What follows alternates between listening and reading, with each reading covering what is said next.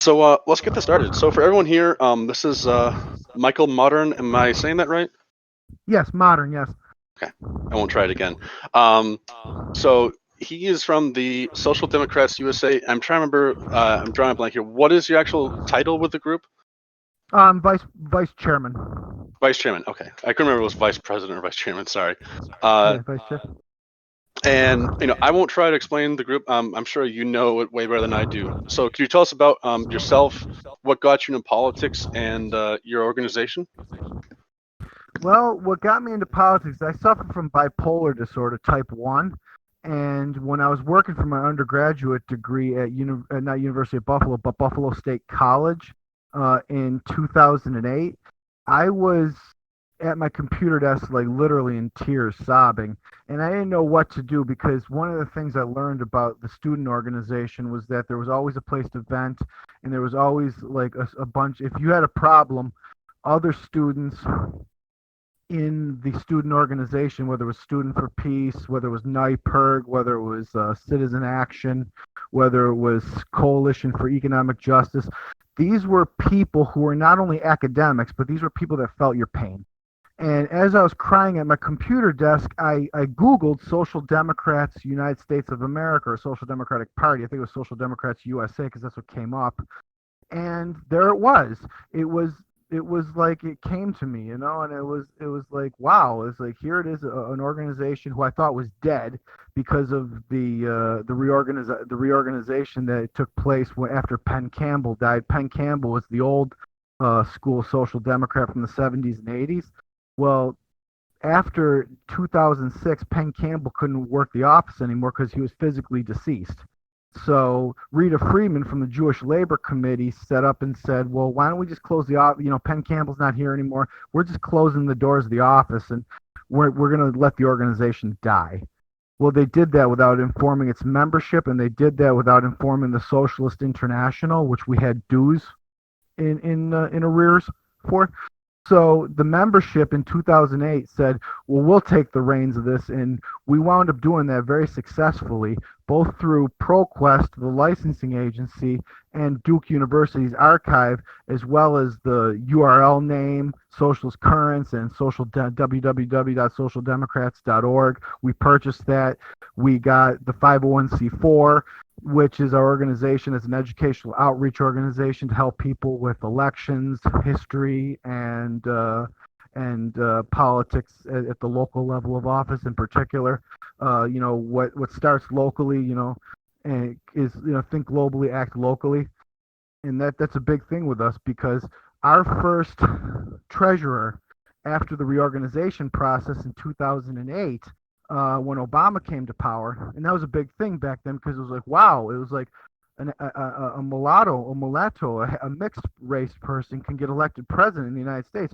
Wow, what does that mean for social democrats? What does that mean for us? And how can we, get to this level of popularity? And back then, nobody was talking about it at all.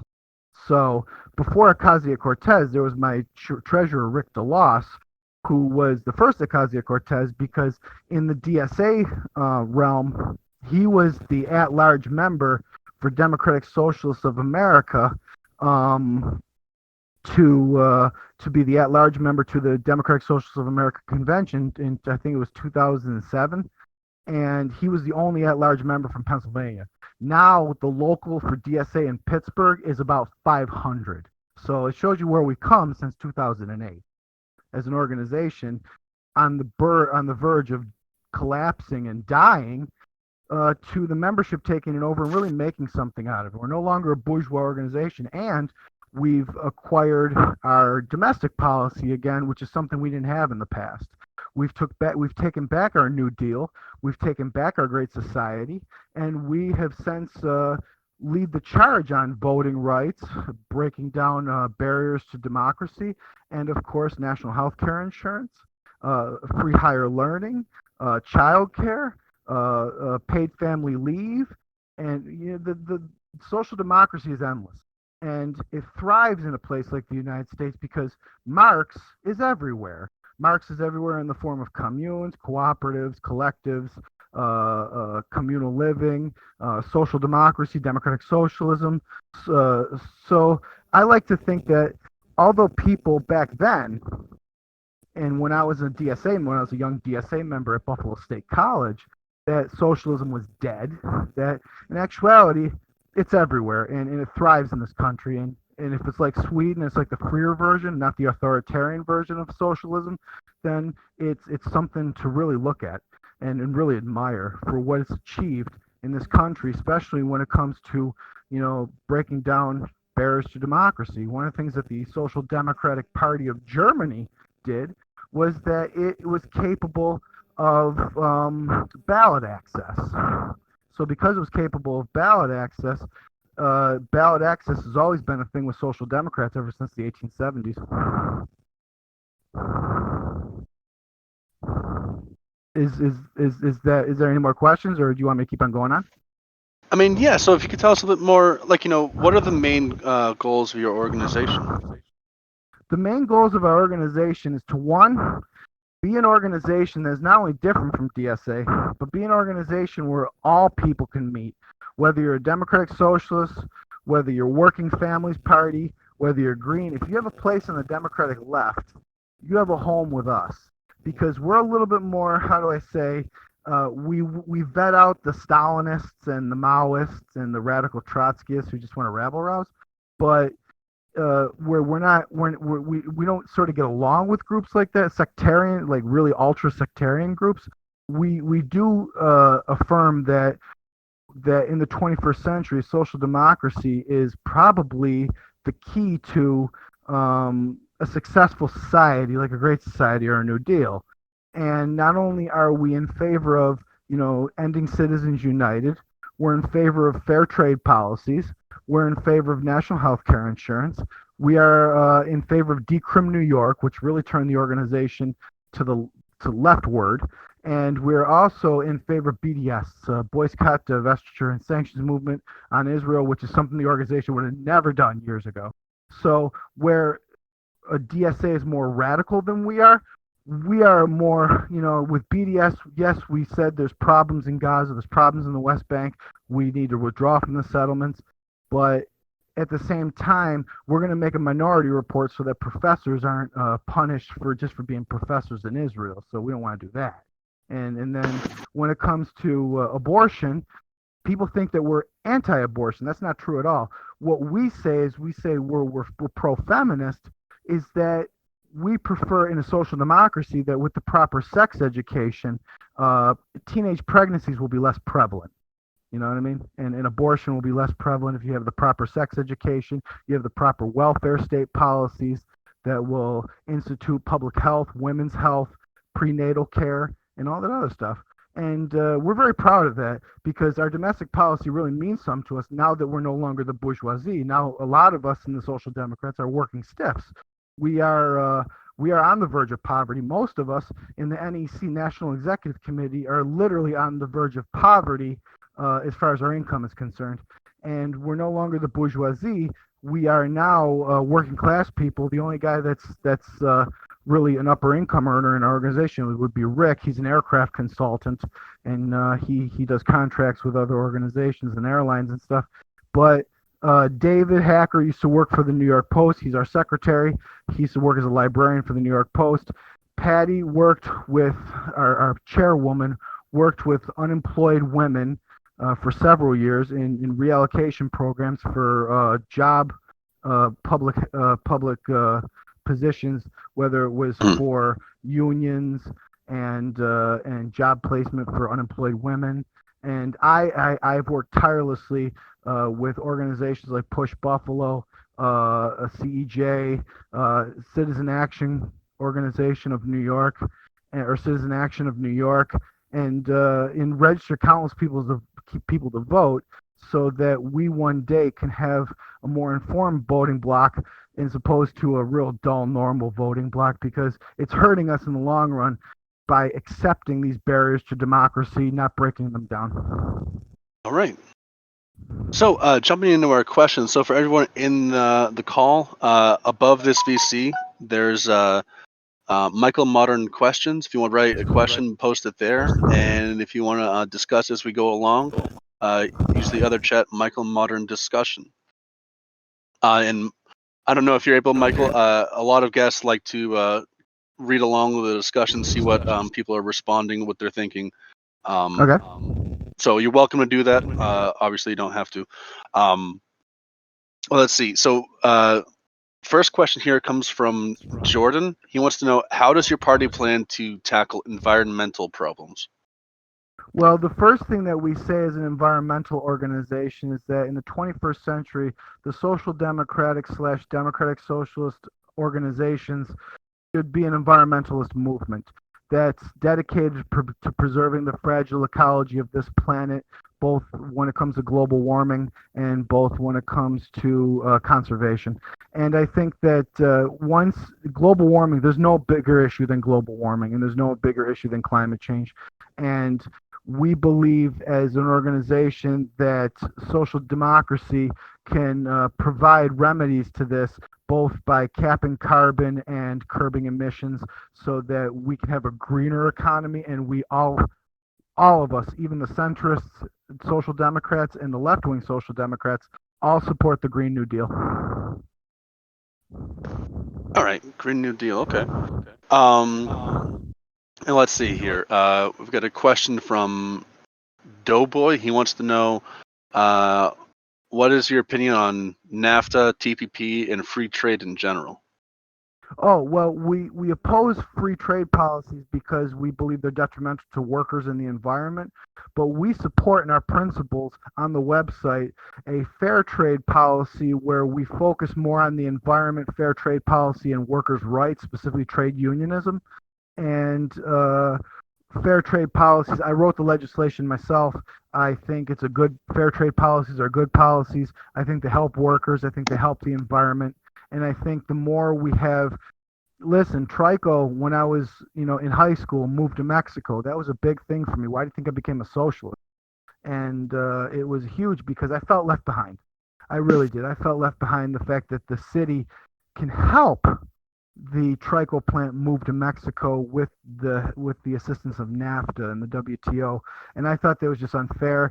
A lot of conservative, populist Republicans joined the Democratic Party when I was in college, just for that reason, because they couldn't keep up with the multinationals in this unfair trade practices. So no, I think that fair trade policies are a big thing with the organization, and I appreciate, I applaud anybody who takes on that issue. All right. And let's see. A user from Ireland, Aaron Gobra, wants to know, how do you feel about America's two-party system? And would you be in favor of incorporating a multi-party system similar to that of the UK, Germany, etc.? Do I have a half hour? No, just kidding. No, that's a You very good do. question. That's a very good question, and I will say this much. I think that the two-party, again, one of the things that made me radical when I was a 17-year-old was the fact that New York not only had my state, New York State, not only had a closed primary system, but it was very draconian when it comes to third parties, and it's not only the state of New York that's very draconian when it comes to disenfranchising voters like independents and 40% of Bernie voters, but it's also the Constitution of the United States. Nowhere in the Constitution of the United States does it say third parties are allowed to participate and will they get plurality voting and equal justice. Nowhere does it say that in the Constitution. It's either Democratic or Republican. That's in the Constitution, but it's not in the same sentence. But it all goes back to Hamilton and Burr and the factionalism which George Washington deplored. This factionalism, this toxic factionalism that we have in the United States, which boiled it down to a two-party system because they thought with the electoral college making it easier for smaller states to get more of a say, why don't we make it a two-party system so more people come to the center? Well, that hasn't happened. That's just polarized people even more. It's alienated millions of voters from not even participating in the process, especially in the presidential primaries. And I hate the two party system. I wish we were more like the House of Commons in England. Now, that's a third party system. Now I've got my own question here. You've talked a bit about BDS, boycott, divest, and sanction Israel, right? Yes. Um, so why is it that you guys want to do that with Israel? Well, we do because it's like Rick said. Because remember, the Trotskyist, social democratic, and socialist movements were founded by Jewish laborers a long time ago. The movement itself, since the 60s, since the 80s, has been predominantly Jewish. So Israel, it hits home to us in the social democrats. I'm a Gentile. I'm not Jewish, but my Jewish comrades who have cousins in Israel, who have you know an interest in Israeli politics for the better, so that Netanyahu is no longer ruling the roost as an authoritarian type person, but so that again we could withdraw from the settlements, the occupied territories. We can create a better Israel. Israel was founded as a democratic socialist republic in 1949, and it was again we don't want to punish people for being connected with, so we're not going to be as harsh on the boycott, divestiture, and sanctions movement on Israel. But we do say that because of the events going on in Gaza and the West Bank, that look, if your brother's an alcoholic, are you going to keep on giving him liquor for Christmas? You know what I mean? You got to help your brother. And what's going on in Gaza, what's going on in the West Bank is atrocious. And a lot of us in the SD who felt at home with Israel are really, they don't know what to do with themselves. They're really at a standstill, and they're scratching their heads like, wow, has it gotten this bad? So a lot of us who used to be labor Zionists aren't as much as a labor Zionist as we used to be, if you know what I mean, because of the current events that are going on in Gaza. It's just obscene. All right, and Jordan wants to know. Let me just get the exact wording here. Sorry, so I can get his question right. So your party and you yourself, if your party doesn't have a position, do you support Bitcoin being a possible currency that the U.S. could switch to? I don't know that much about it, to be quite honest with you. Okay. I know about Bitcoin, but I don't know that much about. I mean, I do know that in the United States during the Great Depression, when we had a meat shortage, when we had a metal shortage, we were bartering. We were freaking bartering. And, you know, I believe it was Andrew Jackson who did not like paper currency because in the long run, it's, compared to silver or gold, it's worthless. And I think that if I don't know them, I'd like to know more about Bitcoin, as opposed to just single currency type exchange, because I do know in this current crisis that we're in with the COVID-19 that dollars are not always the cleanest notes in the world, if we know what I mean. If you know what I mean. So I don't know that much about it, but I would like to learn. Um, let's see. User me am fooding wants to know: do you believe that Americans can change their opinions about socialism, and how is that possible? Yes, they can. I used to be a neocon when I was in high school. I was an Alex P. Keaton type of guy. That all changed when I got to community college and when I went to the welfare Hold on. office. Could you yell back there? You were a what kind of guy? Could you explain that? Because I don't know who that is. I was an Alex P. Keaton type of guy. He was the Michael J. Fox character from Family Ties. Oh, okay. Okay. Because remember how Alex P. Keaton was a conservative, libertarian Michael J. Fox character who was all about Ronald Reagan. He loved Ronald Reagan. He loved keeping his money. He loved Austrian School of Economics. I'm sorry. Uh, So yeah, I'm go sorry. on. Go ahead. In, Oh in no, the no. So Austrian school. yeah, go. I'm So sorry. Yeah, I I thought just didn't. I so Go ahead. so when I was in high school, I was more libertarian person. Spiritually, politically. So as an Alex I did socialism. Not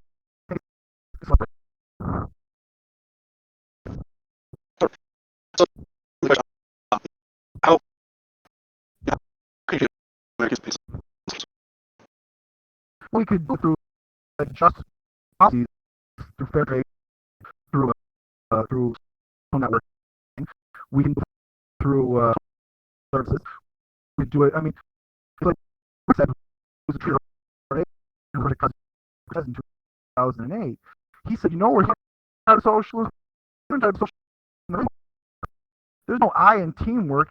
It was like, that's where I learned it. And it was like, that's where I learned, it's like, you like that snow plow coming down your street? Do you like your library? Do you like your fire department? Do you like your schools? Do you like your hospitals? Do you like your federal roads? Do you like all that good stuff? Well, it wasn't the private sector that brought it for you. That was a socialist government contract that brought it to us.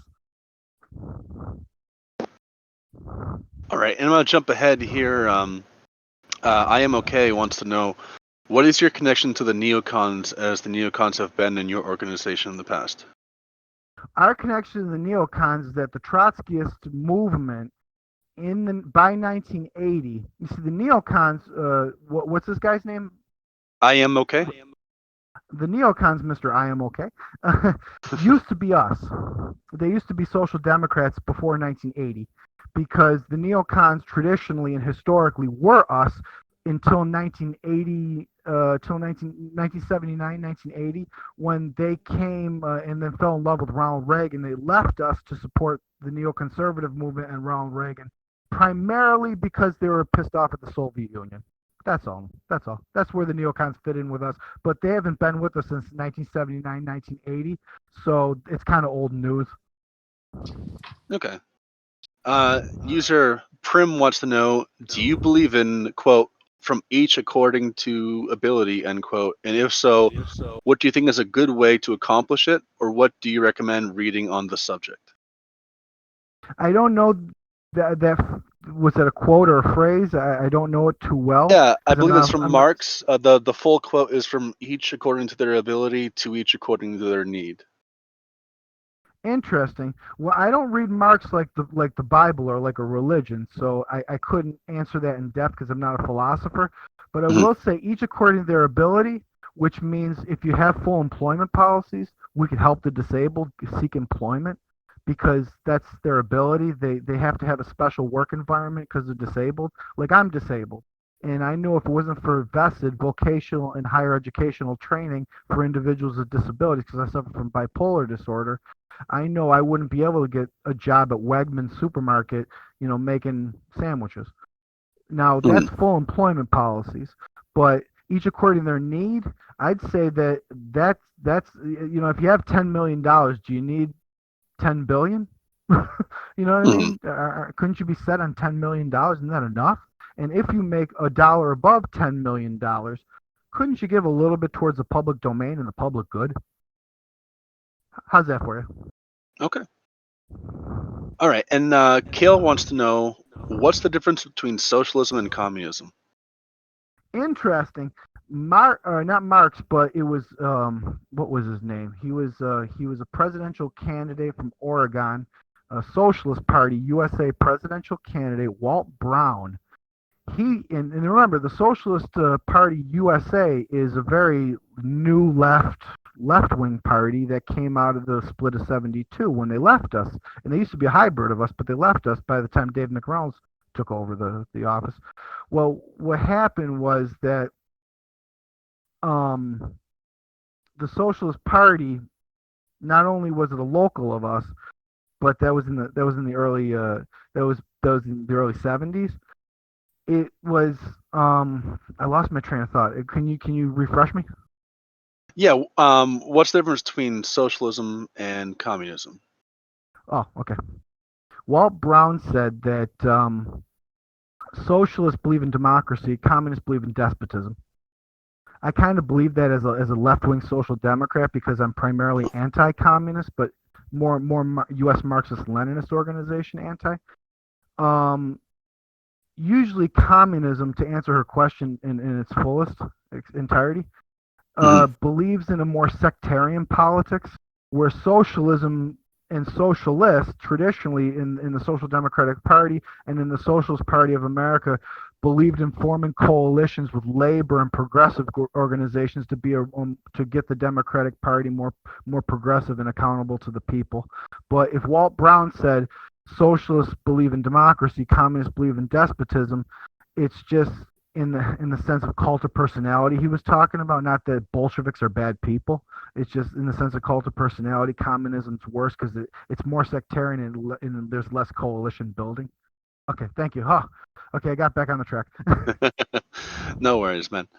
Uh, Next question comes from Doughboy. He wants to know, is nationalism harmful to society? Very much so.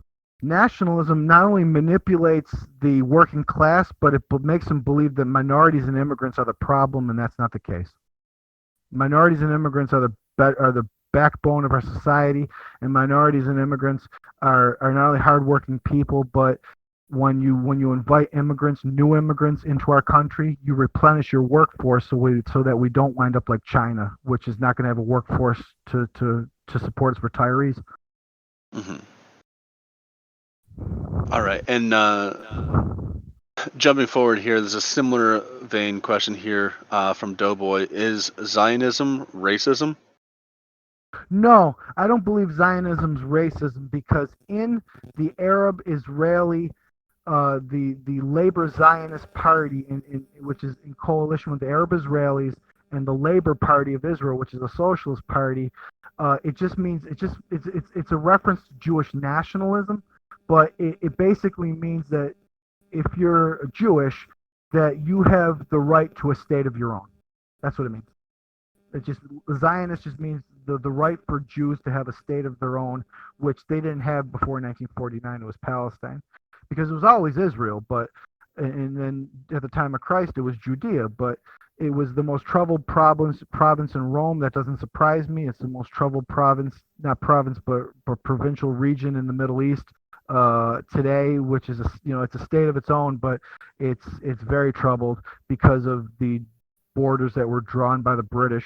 And I believe that with an Arab-Israeli coalition and with labor Zionist coalitions to join them, and Labor Party members in Israel and the Knesset, I believe you can have a unified Israel without a problem and a two-state solution with the national aspirations of the Palestinians to support their rights and support their struggle. There's a lot of Israelis that believe that, even labor Zionists.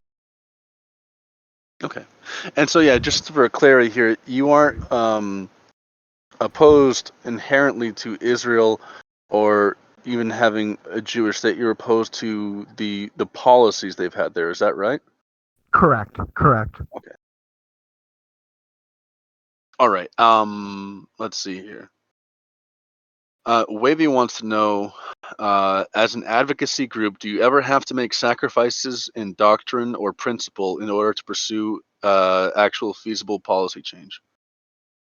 No, I don't believe that's necessary because, again, if that's the case, then people would have looked us at our abortion stance a long time ago and said, "Oh, you're anti-woman, you're anti-woman." Well, no, we're not anti-woman at all. I'm very much pro-choice, but I believe with the proper sex education that abortion becomes less prevalent with teenage pregnancies, with unwanted pregnancies, rape and incest, you name it. It becomes less prevalent with the proper education. Not to say that forcefulness is education at all, but I think that's a different story. And I think that when you support women's rights, that you could eventually change the minds of people who normally wouldn't have been. Like somebody once said, "Well, don't you believe that pro-choice policies believes in drowning babies?" And I said, "I don't believe that at all." I said, "I'm interested in women's health aspect of it. I'm not interested in drowning babies." And that's a big issue with the radical evangelicals. It's a big issue with them. It's the wedge issue of all time. And Mhm. and the more that we play into this, the more we could remind them, well, with the proper sex education, we can have less abortions, but with the proper prenatal care, we could take care of them after they get out of the womb. Okay. And that's just my spiel on why people should change peacefully. But I believe people can change peacefully. To answer your question, yes, I do. I believe people, because I was changed peacefully. Somebody, when I took my history class with Professor George Robbins, I was Alex P. Keaton type. I was a libertarian. I didn't know anything about global policy or how much they charge for labor in China. I had no idea about that. But the more I learned, the more I realize that unfair trade policies in Latin America were leading to global extremism. Mhm. All right. Actually, could you say more about that? About how you think the trade policies in Latin America are leading to extremism? Well, they're leading to extremism because if who are you going to support? Are you going to support the Marxist guerrilla, or are you going to support the fascist dictator that's trying to kill the Marxist guerrilla? And this is in Colombia. I'm speaking of policies when it comes to Plan Colombia. Now, we have the School of the Americas, which trains these guys, these El Presidente dictators, to kill union organizers in Latin America who are not towing the line.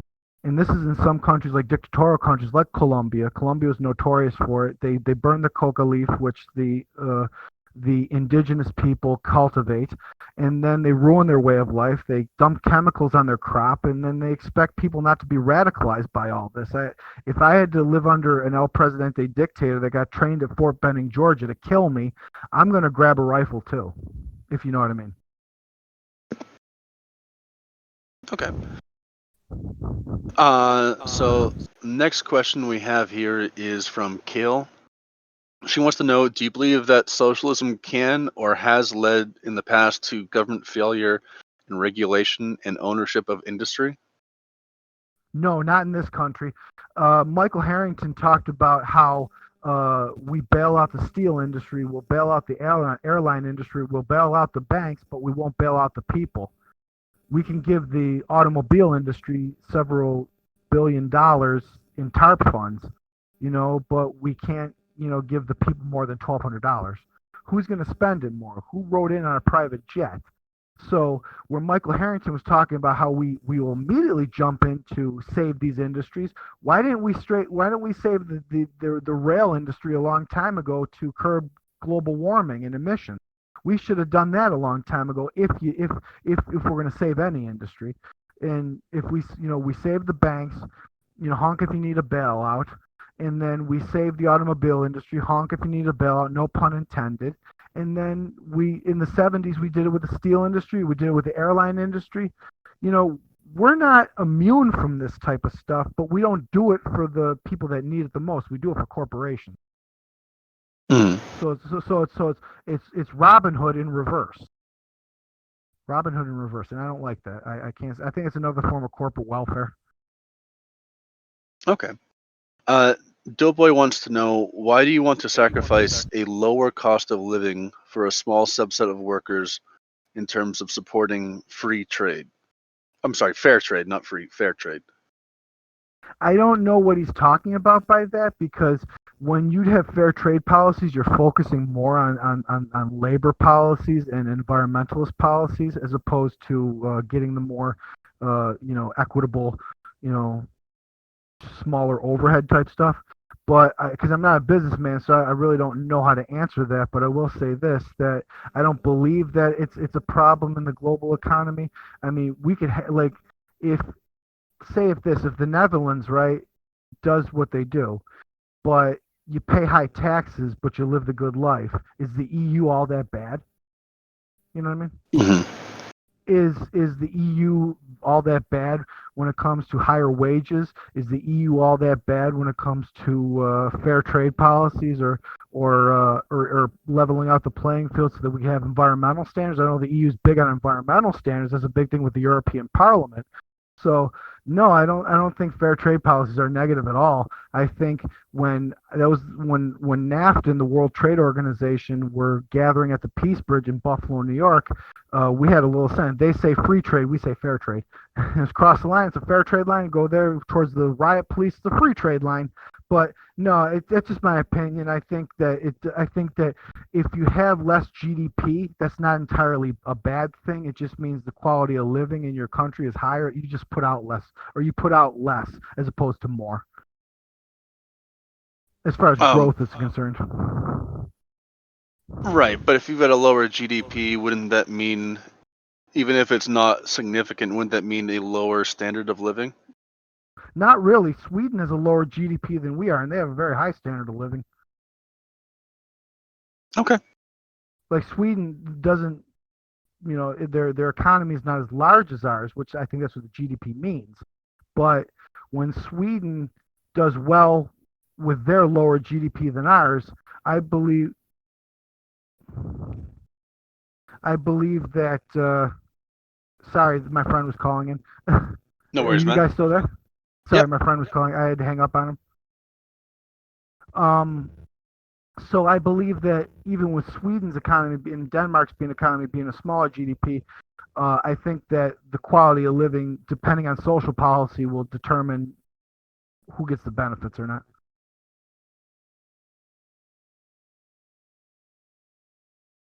Hello? Oh yeah, I'm still here, man. So our next question, can you hear me? Yeah, I can hear you. Next question comes from Guyanese.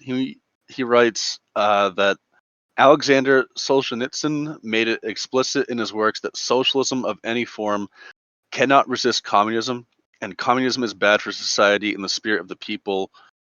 How is social democracy different, and how can it work?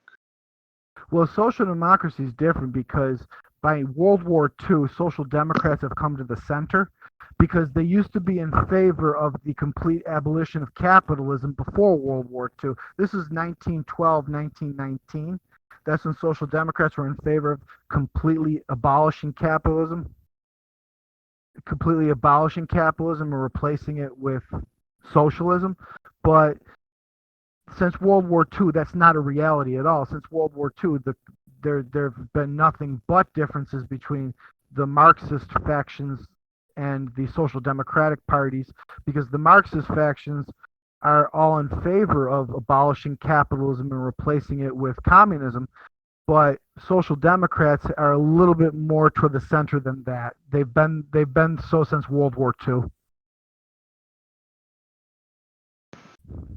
All right. And so I'm curious here.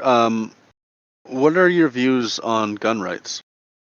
Well, I'm for an assault weapons ban. I'm William, will you stop calling me? My God, it's my best friend William. He's got autism. I'm in his inner circle and he loves me, so that's okay.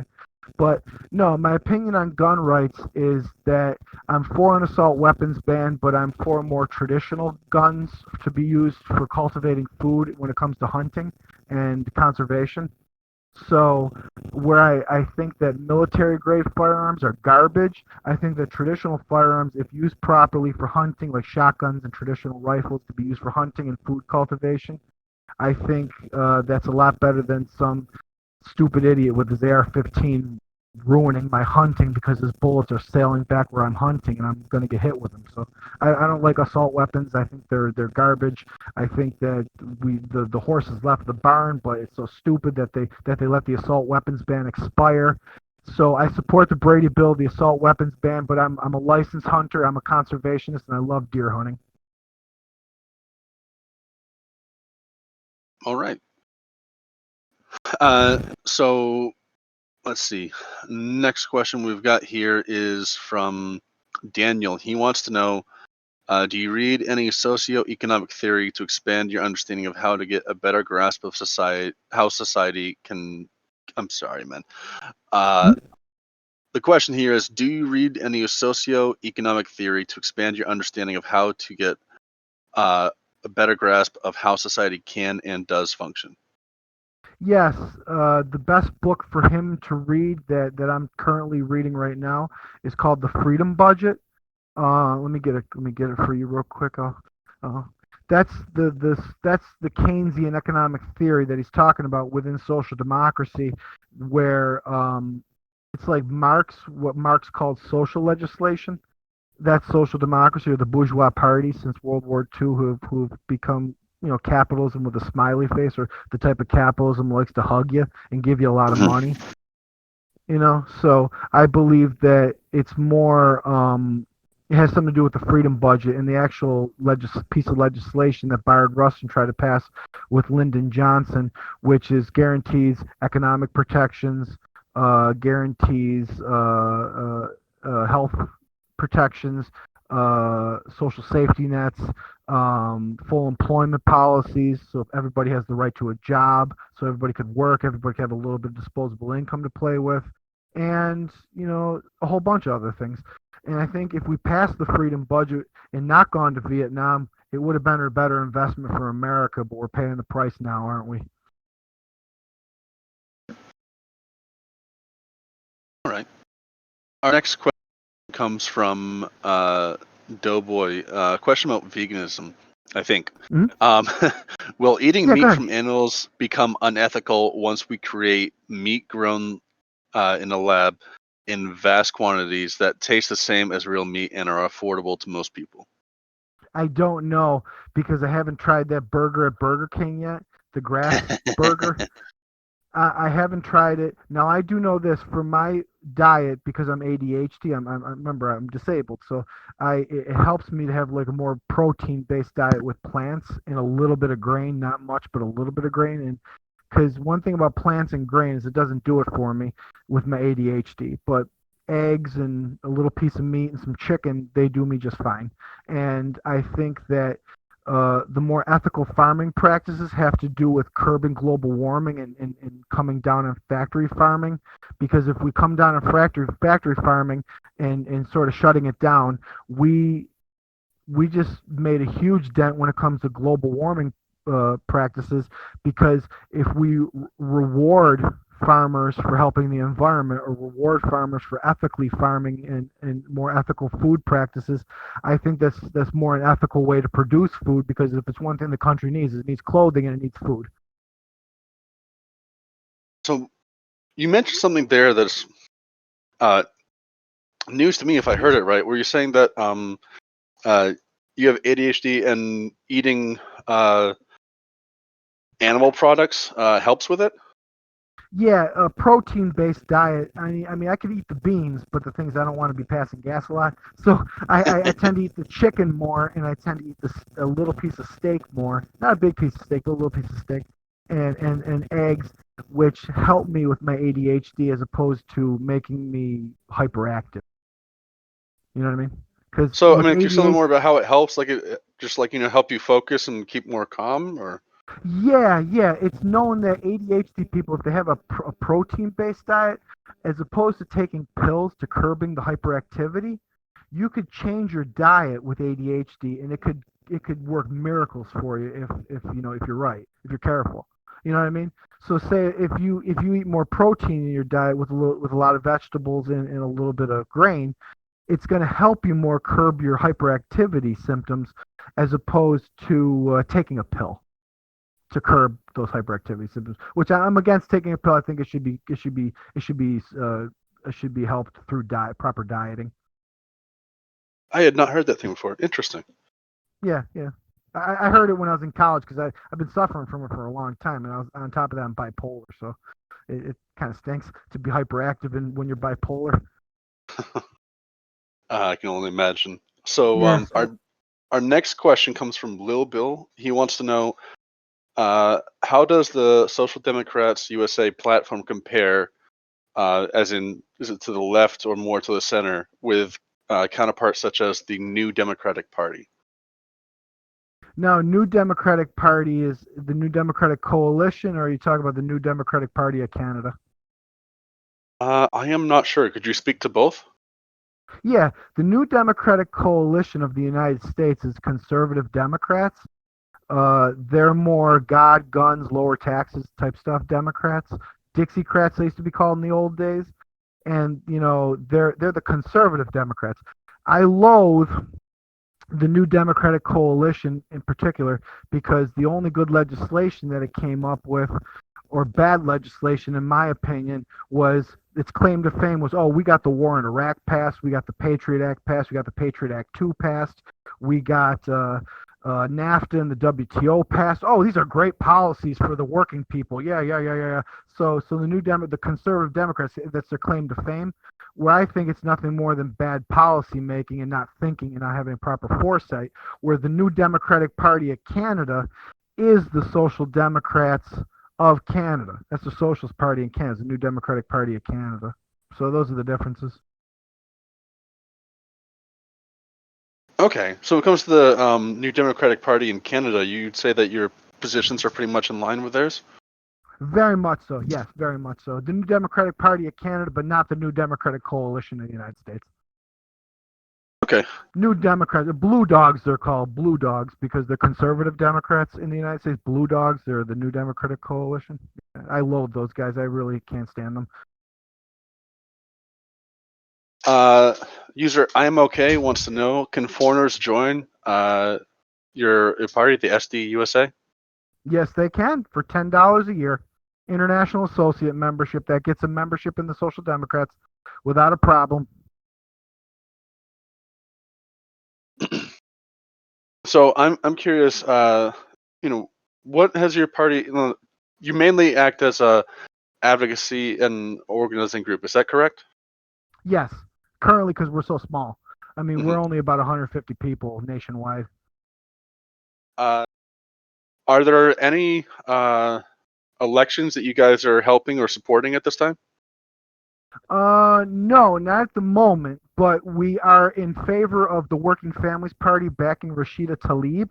We think she's a wonderful, wonderful woman. I think she's doing great things for Michigan, and I think that she's a wonderful DSA person who I mean, if you're Rashida Tlaib or Ocasio Cortez or Elian Omar, if you make it to that level of government as a congressperson and you're a democratic socialist, well, congratulations, you are a social democrat. So Rashida Tlaib would be a big thing. I'm a big fan of hers, and I think she's doing wonderful things for Michigan. All right. So I'm curious. What are your thoughts on Bernie Sanders? Oh, I'm a Bernie-crat. I like Bernie Sanders. I've always liked Bernie Sanders. I think that in 2008, one of the things that the Social Democrats would say was that Bernie Sanders campaign in 2008 was indeed the largest Democratic Socialist organizing committee in the country, is the committee to elect Bernie Sanders. That's the largest Democratic Socialist organizing committee in the country. And I'm very proud of him. I'm very proud of Bernie for what he did, bringing these issues to the forefront, bringing these issues out there, so that we all know what social democracy is, and that we all could participate, and give $27 or $1 or $6. God damn, what a great experiment. Now this is obviously personal. You can decline if you'd like, of course. And any of the Go ahead. questions that if you don't want to, you can always decline. But I'll just say I don't do you? know. That's a. Oh, okay. Well, it's just I was wondering, do you intend to vote for one of the main parties in general election, or do you intend to vote third party? Well, I was thinking about voting for Howie Hawkins, a third party member in the Green Party Hmm. and the Socialist Party ticket. But remember, kids, we're not a parliamentary system. We're never meant to be a parliamentary system. I'm going to hold my nose and vote for Joe Biden. I don't always agree with him. I think he's made some good speeches in the past. I appreciate what he's trying to do, but I don't like his ethics and how he's trying to do it. Like I think he's kind of senile, and I think that he needs to. For instance, when I was at Buffalo State College and one of his canvassers was petitioning to get his name on the ballot in 2008 against Obama, I said my friend Emmanuel Watson was right next to me. And Manny says, "Well, what's his policy on gay rights?" And the guy just looks at us. This was his canvasser at the college, and he says, "Oh, we're not here to talk about issues. We're only here to get signatures." And I said, "Manny, if that's the case, do not sign this." And we walked away. So I'm really upset with the Biden campaign. They could have done better. They could have been more populist. And I think that I'm going to have to vote for Biden because I cannot stand the fascist that is Trump. No offense to anybody who doesn't think that Trump's a fascist. Um. So I'm probably going to vote for Biden. Okay. And so that answers my next question, which was, if you had to choose. Yeah, if I had to So choose, I choose either Howie Hawkins or Biden. Howie Hawkins is my first. If it's plurality voting, Howie Hawkins would be my first choice.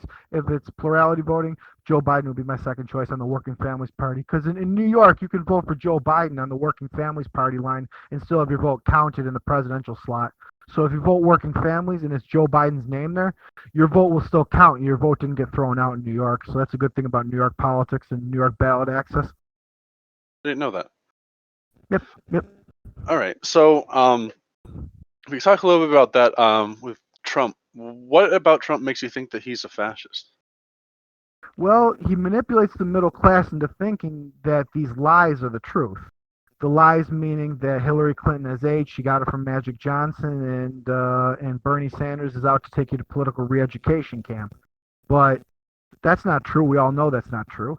And he manipulates the working class so well because these people that are at his rallies, they're not high rollers. They're not millionaires, these people. They're very working class people, and the more they're manipulated by him and his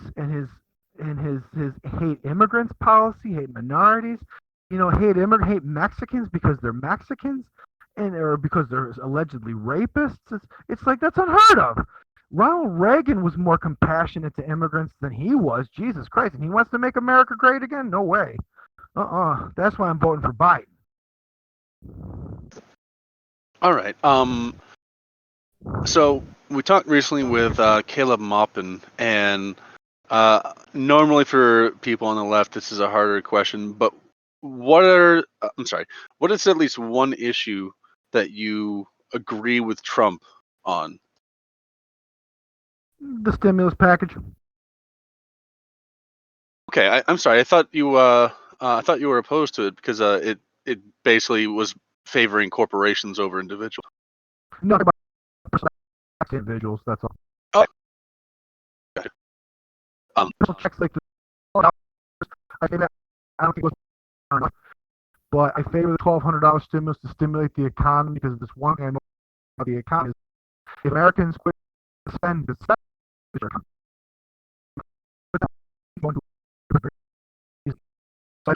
the right track for stimulus money when it comes to $1,200 and then $1,500 or whatever. And it's mostly favoring working people as opposed to people on disability because the people on disability got asked. And the people on disability and the people with disability kind of need it more. But I think that if we do Ocasio-Cortez and Iona Presley and Rashida Tlaib say, where we can pass a guaranteed basic income for all people, that the stimulus, his $1,200 to individuals, is a good start. How's that? All right. Good. So let's see here.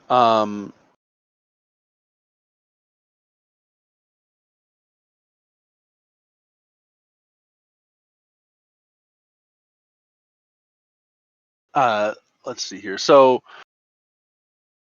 obviously, as a third party, you guys can be a little bit more open, and I kind of appreciate this so far that sometimes without the main parties, people have to be like there's certain things they can and can't say. I'm kind of curious. What is your party's view on reparations?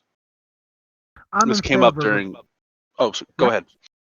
Personally, I'm damn in favor of it, and I'm in favor for two reasons. I'm in favor of it because why not bankrupt the companies that profited from transatlantic slavery or the chattel slave trade versus because it's all wound up in the NASDAQ and housing and all this other stuff. It's all there. I mean, it's just you got to dig a little deep to find it, but you can find it. And I believe that especially for the victims and the families and the victims of lynchings. Remember how many thousands of lynchings we had in this country around the turn of the century just because black people wanted to vote. I'm in favor of reparations personally. My organization at the moment has not taken a stance on it. Okay. And do you have any thoughts on Black Lives Matter and police brutality?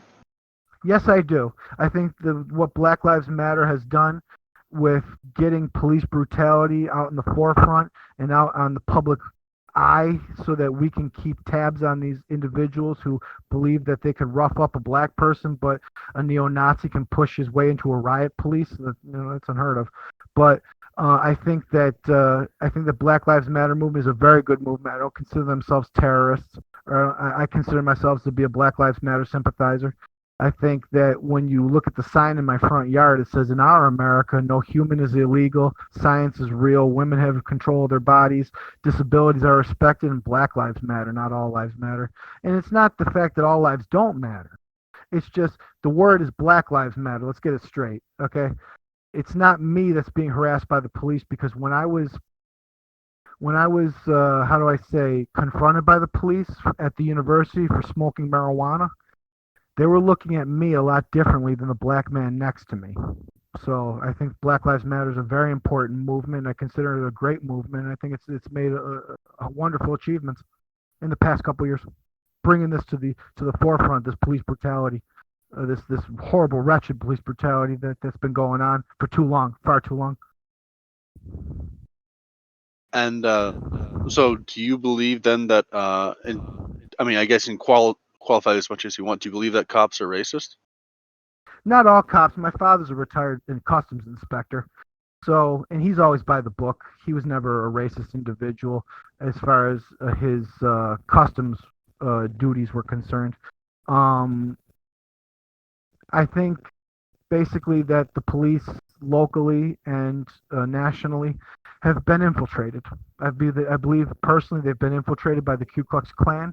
They've been infiltrated by the neo-Nazi skinheads, and I believe that's why a lot of the departments in remote areas are taking it upon themselves to torture people just because of the color of their skin. That's just my opinion. Now, I don't believe all cops are like that, but I do believe that they've been infiltrated. Yes, I do. Okay. And let's see here. Lil Bill wants to know: do you support a universal basic income, and if so, on which form? I do. I would support $1,000 a month or $2,000 a month for life, for the rest of their lives, so that people can focus on growing a home as opposed to working obscene hours. And let's not forget that Richard Nixon proposed this in 1970 or 69. Richard Nixon proposed this, and it was supposed to be a meeting ground between the Occupy Wall Street movement and then the Tea Party movement, who all agreed in the middle that yeah, we should have a guaranteed basic income. Nixon supported it, Occupy Wall Street supported it, the Tea Party supported it, and personally, from a social policy type level, I believe that $2,000 a month for the rest of your life, depending on inflation, would be a good, nice nest egg, a nice starting tool for all Americans who are coming into the workforce and who don't want to work that much and want to focus on their families. Right. Um, and just a couple of last questions here, wrapping up. So, if there was one issue, and this is for you, not your party, but if there was one issue that basically Donald Trump, he calls you up and says, Michael, I don't know what I'm doing here. What do I need to do? And he said, just give me one issue I need to fix. What's the one issue? The NATO alliance. Most people hate NATO on the left. I don't. I think it's very necessary for the cause of peace because it is a collection of the world's democracies.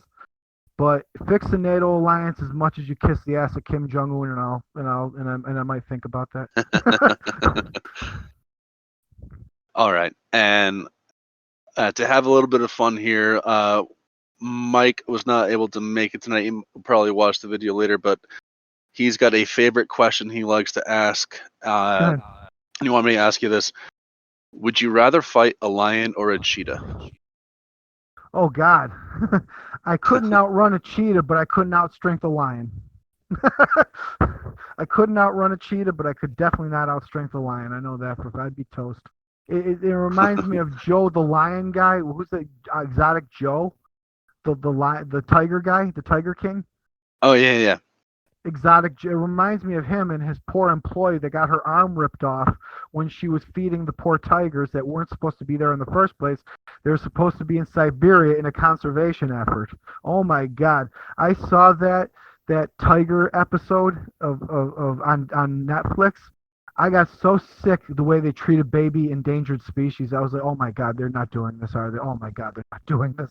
And it's like if we put all that money from circus acts, which is what they use endangered species in this country for, lions and tigers and all that stuff, all the endangered animals, because bikers like to own lions and exotic whatever, former felons like to own tigers, I guess. But the point I'm trying to make is if they took all that money that they're putting in showcasing these animals into conservation efforts in Siberia, so that they can have a real habitat and that the numbers can go up, because tigers are the most endangered animals on Earth, and I think that Exotic Joe deserves to be in jail. I really do. You can't just kill tigers like that, an endangered species, a white endangered species, like a white tiger. That's a very rare tiger. And then not pay the repercussions. That's just bullshit. You know what I mean? I think what he did was cruel, and I would have never done that. I would have just put him back in the wild, all of them. I don't care who pays my circus fees. It's like these tigers are going back in the wild, and some couldn't go back in the wild because they were obese. So it's really sad. Hmm. So that's my answer. All right. So, guys, this has been Michael Mottern of the Social Democrats USA. We've got your Facebook page up and socialistcurrents.org. Are there any Yeah. other sites you'd like us to list? You can list socialist currents. Let me see, because I got the list here. Yeah, we got socialdemocrats.org, which is the same as Socialist Currents, same URL. Socialist Currents is the blog. And then you got Yahoo discussion groups for those who subscribe. Okay. All right. Well, Michael, thank you so much for coming on. I really appreciate it. No problem. Thank you. This has been a really good experience for me, and I praise all of you for doing this. Thank you for listening to me. Certainly appreciate having you on. When will I get a copy of this program? When do I go to YouTube?